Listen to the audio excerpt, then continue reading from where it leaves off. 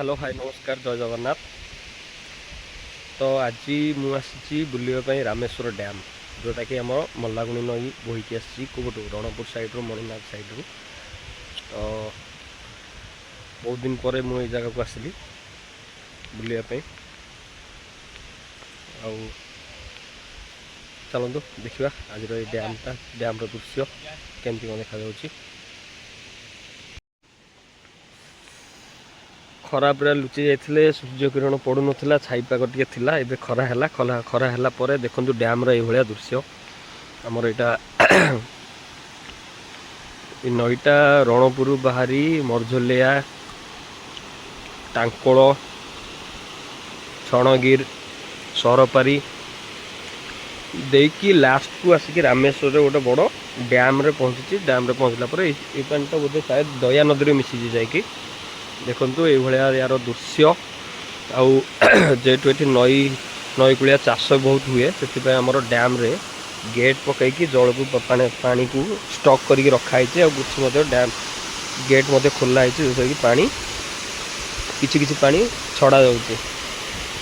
Ninety एपट side देखिए एपट dam रो gate जेहेतु पड़ी सेपट साइड भी आपणकर गेट बंद थी हेतु पानी कम अच्छी।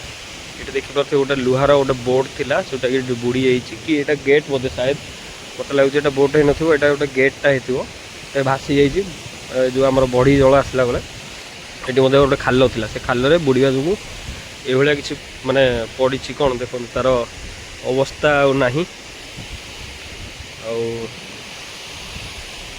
गोटे सुंदर दृश्य देखा चाहिए आपण मानक देखो ये आम डैम रे किसी महूफेणा देखो कौ भाया जगार महूफेणा हो जोटा कि आम किए भी महू जो मैंने महू बाहर कर काटिक नापी यहाँ असंभव जगह केते गुड़ा महूफेणा हो डैमटे केते बड़ आपन जदि ये जगह को आसते बुलापी तो देखिथे तो जदि न आसी जदि आसी ना तो केबे थरे आसतु बुलापी बहुत निराला जगह खास करके ये आसले कौन शांतमय परिवेश सहीटा ये शांतमय परिवेश आप बुलापी गोटे अलग गोटे फिल आसो।